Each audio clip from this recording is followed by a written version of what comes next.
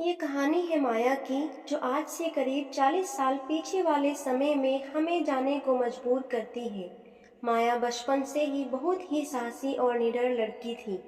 वह अभी 14 वर्ष की ही थी। जो भी उसे देखता वो यही कहता कि अभी तो ये कितनी छोटी है, फिर भी इतनी साहसी है।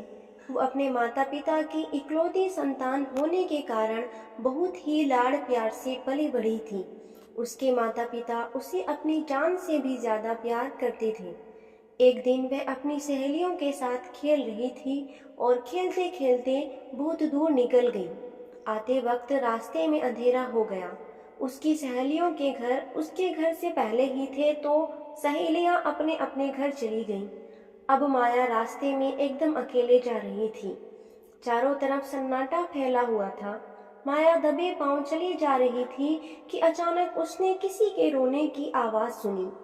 माया रुकी और उसने इधर उधर नजर घुमा कर देखा, लेकिन उसे वहां कोई दिखाई नहीं दिया।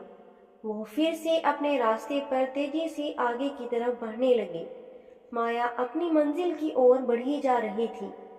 अचानक उसने फिर से किसी के रोने की आवाज सुनी। इस बार उसे कोई दिखा, जो सफेद कपड़ों में था, जो रास्ते से थोड़ा हटकर झाड़ियों के पास बैठा हुआ था और जोर जोर से रो रहा था, मानो उसे कितना दर्द हो रहा हो।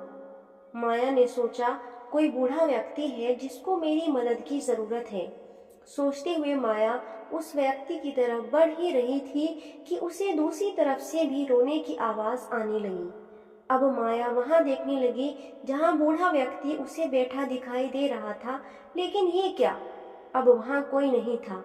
अब तो माया के रोंगटे खड़े हो गए। वो बहुत डर गई और अपने घर की तरफ दौड़ने लगी।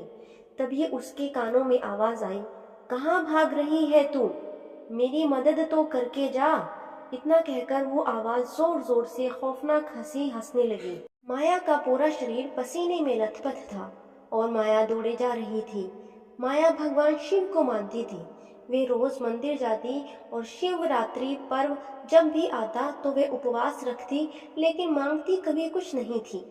माया भागते भागते शिव जी को यही बात कह रही थी कि मैंने आपसे कभी कुछ नहीं मांगा, लेकिन आज मुझे आपकी जरूरत है।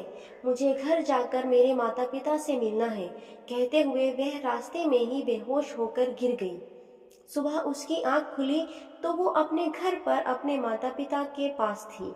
होश में आने पर माया ने बताया, माँ, रात तो मेरे साथ बहुत ही अजीब बात हुई। और रात की सारी बात माया ने माँ को बताई और पूछा, मुझे यहाँ कौन लाया? तो माँ ने बताया कि एक सज्जन, जिनकी लंबी दाढ़ी और लंबे लंबे केश थे, वह तुम्हें यहाँ छोड़कर गए। जब वो सज्जन तुम्हें घर लाए उस वक्त तुम बेहोश थी। उन्होंने बताया कि मैंने बच्ची के चीखने की आवाज सुनी थी। जब मैं बच्ची के पास पहुंचा तो देखा ये बेहोश थी।